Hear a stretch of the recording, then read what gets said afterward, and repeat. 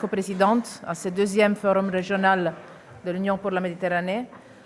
I would like first of all to thank my good friend and our host, Alfonso, the Spanish Foreign Minister, for his support to the organization of this meeting and also for the work of the Union for the Mediterranean, and a very, very warm welcome also to my new co-president and my new friend, Ayman Al-Safadi, the new Jordanian Foreign Minister. I think I can speak on behalf of all of us today in congratulating you for taking this position.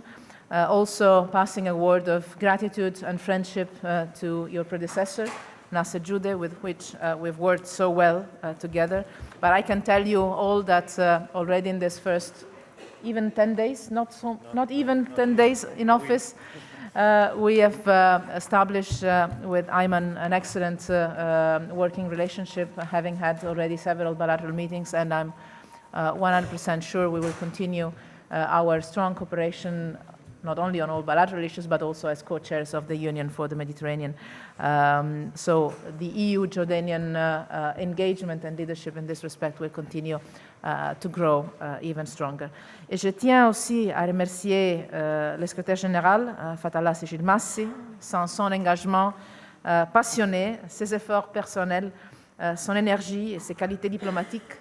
Je pense que notre Union pour la Méditerranée n'aurait pas atteint les bons résultats qu'on voit aujourd'hui. Merci beaucoup de ton travail. Si je peux m'exprimer dans cette façon ici, entre amis, c'est vraiment un travail remarquable que tu as fait, que tu es en train de faire pour notre Union. Et enfin, un mot de remerciement à vous tous qui avez contribué à insuffler un nouvel élan à notre coopération avec ces rendez-vous annuels qu'on a décidé d'avoir depuis l'année dernière.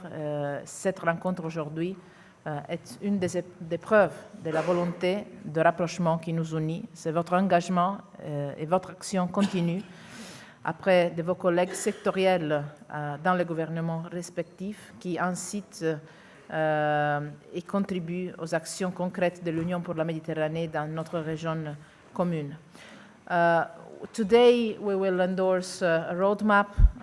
This is, I believe, a sign of tangible commitment from our side, a collective work that during the last year gives a clear sign of our common wish to move the Union for the Mediterranean into a new phase. Beyond the instability, beyond the conflicts, the too many conflicts we have around us, neighboring all of us, we see a clear and immense potential for our region. And I believe the decision to engage in upgrading the work of the Union for the Mediterranean is a clear common commitment to try and overcome the crisis and the conflicts and invest in this potential. The Union can help us fulfill such potential for growth and human development. The theme of this year's forum is Mediterranean in Action, and I believe it describes perfectly well the attitudes driving our work inside the Union for the Mediterranean, which is concrete action, deliverables for our people, and I believe the Union is the right forum to concentrate on this positive agenda without forgetting the difficulties the region is facing, the many difficulties, but also focusing on the positive agenda as a way to maybe help creating some common ground for our peoples, for our societies, for our businesses, for our fellow ministers to focus on what is needed and what is possible to create in terms of cooperation across the region. And the focus we have is on real life. This has already allowed us to look beyond the cultural and political divisions and move forward and trying to build bridges, I would say bridges between the two shores of the Mediterranean, but also within the two shores of the Mediterranean, and explore and create opportunities in our common region. The Mediterranean, our region, is at the same time one of the most conflictual regions of the world, probably the most conflictual region in the world, but it's also one of the least integrated. And I am convinced these two facts are linked to one another in what can become a very vicious circle. The lack of integration and the increased level of conflictuality can easily become one the reason for the other. And I believe today we have a collective responsibility to break this circle and try to deliver together to our people a better life in our common region. Both in the European neighborhood policy and in our global strategy, the EU global strategy for foreign and security policy, we identify the Union for the Mediterranean as an important player towards a more integrated and more cooperative and peaceful region. This is a place for discussing real issues that impact directly on the daily lives of our citizens. It is a forum for sustainable development and job creation, environmental protection, energy, trade, and investment. If we lock our borders and also our minds, this region's fragility will not disappear. On the contrary, isolation can only make us all weaker. And I think our region and also Europe has experienced too many times that the zero-sum game doesn't really work. And it's only when we identify common ground for common gains that we manage to move forward, both on conflicts but also on economic cooperation or on sectorial cooperation. So economic integration instead of this zero-sum approach can provide many of the answers we need around us. The Union for the Mediterranean has already delivered tangible benefits through concrete projects, and I was happy to inaugurate one of them just a few months ago together with the Secretary General in Tunisia.